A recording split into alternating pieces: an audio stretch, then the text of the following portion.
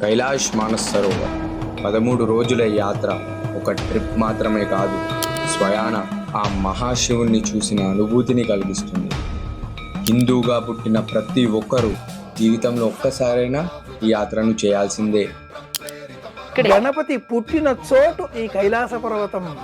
మండోదరిని రావణాసుడు వివాహం చేసుకున్న క్షేత్రం ఈ కైలాస పర్వతం. ముఖ్యంగా కైలాష్ మానస్ సరోవర్ యాత్రలో 2 అంశాలు ఉంటాయి. మొదటిది మానస్ సరోవరంలో పుణ్యస్నానం.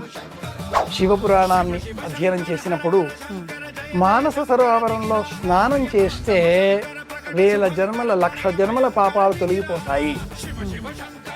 రెండోది కైలాస పర్వతం పరిక్రమ. తెల్లవారుజామున 2 గంటల నుంచి 3 గంటల వరకు ఈ పర్వతం రంగులు మారుతూ ఉంటుంది. దేవతలంతా కూడా ఈ పర్వతాన్ని చుట్టూరా ప్రదక్షిణ చేస్తూ ఆ కైలాసనాథుడైనటువంటి పరమేశ్వరుడిని స్తోత్రం చేస్తూ ఉంటారు. అది ఈ క్షేత్రం ప్రత్యేకత. కైలాష్ మానస్ సరోవర్ యాత్ర 2026 మొదటి బ్యాచ్ మే 26వ తారీఖున స్టార్ట్ అవబోతుంది. మీకు తెలిసిన విషయమే, లిమిటెడ్ స్లాట్స్ అవైలబుల్గా ఉన్నాయి. సో కింద అనిపిస్తున్న నెంబర్కి కాల్ చేసి మీ బుకింగ్ కన్ఫర్మ్ చేసుకోండి.